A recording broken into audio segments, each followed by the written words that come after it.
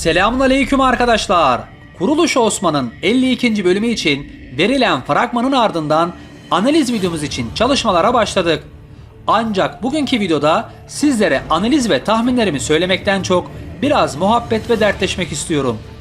Kuruluş Osman'ın yayınlanan son bölümünün ardından birçok kişi sosyal medya platformlarında dizi hakkında ve dizinin senaryosu hakkında çokça eleştirilerde bulundu. Ben de bugün yapılan bu eleştirilere ve dizi hakkındaki görüşlerime bu videoda yer vermek istedim. Detaylı analiz videomuz ise inşallah en kısa zamanda sizlerle olacak.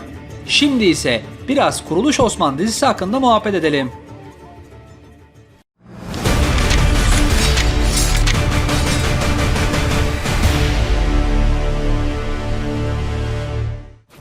Öncelikle Kuruluş Osman dizisi bizlere 600 yıllık bir cihan imparatorluğunun kuruluş hikayesini anlatıyor ve birçok kişi de hem tarihe hem de tarihimizi doğru anlatan dizileri sevdiği için bu tarz dizileri izliyor ve sahip çıkıyor.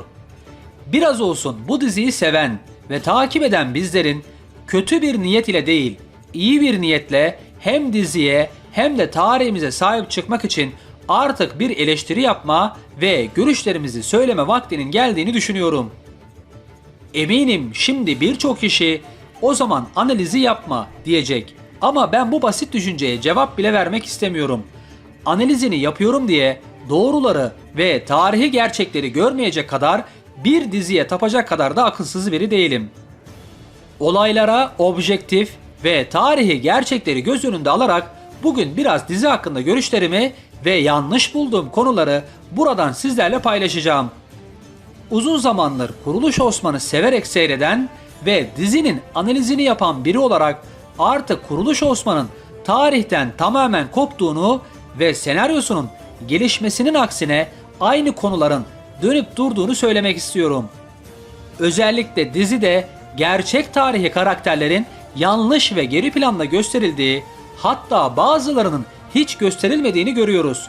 Ancak buna rağmen tarihte olmayan kurgu karakterlerin ise ön planda olduğu garip bir durum var ortada arkadaşlar.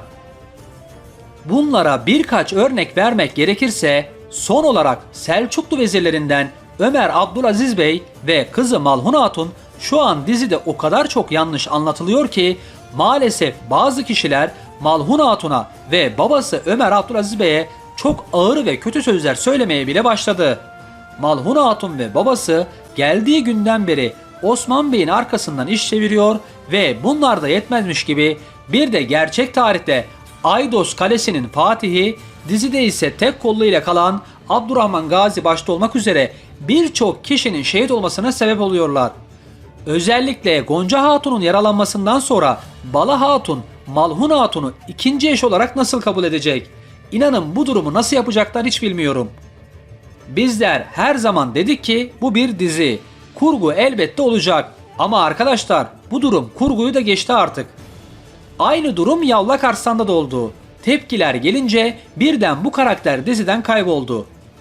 Özellikle Osman Bey'e gelecek olursak maşallah Osmanlı tokadını düşmanından çok kendi alplerine vuruyor.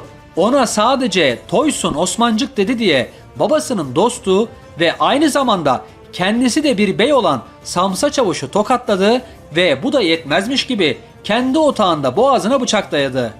Aynı şekilde Konur Alp'i de tokatlamıştı ve son olarak Osman Bey'imiz artık toplu bir giriş yaparak önüne gelene tokat yapıştırdı.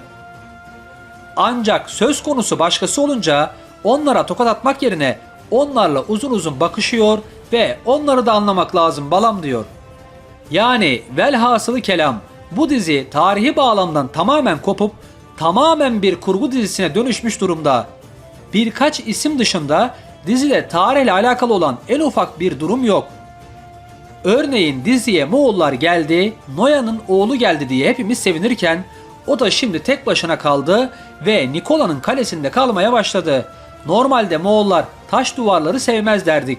Ama maşallah Togay orada hem yemek yiyor hem de vaktini geçiriyor. Ve en önemlisi Togay bir yere saldıracağı zaman Moğol nökerleriyle değil de Haçlı askerleriyle beraber saldırıyor.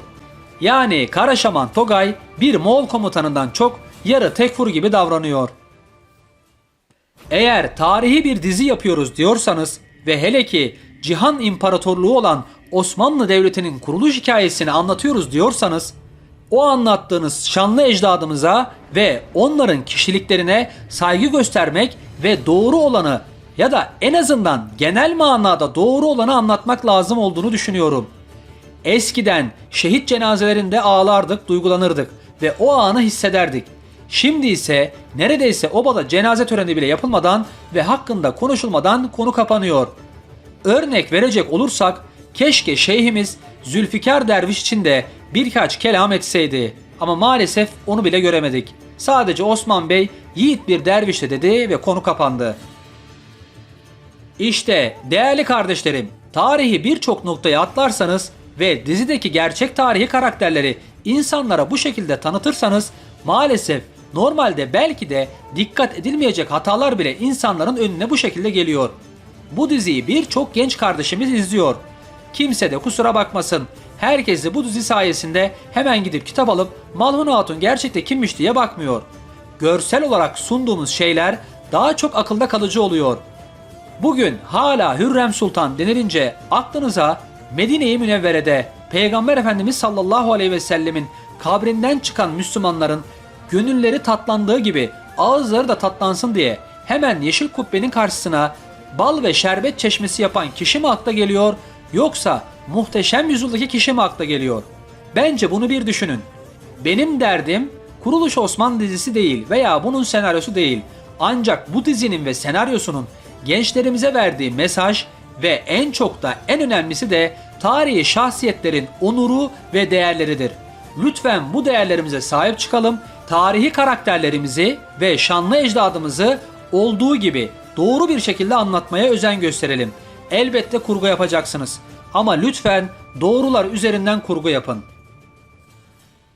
Evet arkadaşlar, ben şimdi size yine muhteşem bir bölüm izledik diye birkaç tahmin yapabilirdim. Ancak ben bu durumu ne kendime ne de şanlı tarihime yakıştırmıyorum. İşte bu sebepten dolayı bugün bu videoyu çekmek istedim. Dediklerimi ve derdimi anlayanlar elbette olacak. Ama sadece diziyi kötülediğimi düşünenler için ise yorumlar kısmı açık. Dilediğiniz gibi linç edebilirsiniz. Ben kurgu olan bir dizinin değil, gerçek Osman Gazi'nin yanındayım. Bu da buradan böyle biline. Videoya dair son kelam, Allah büyük vesselam. Bir sonraki analiz videomuzda görüşmek üzere. Ben tarihini seven adam. Allah'a emanet olun.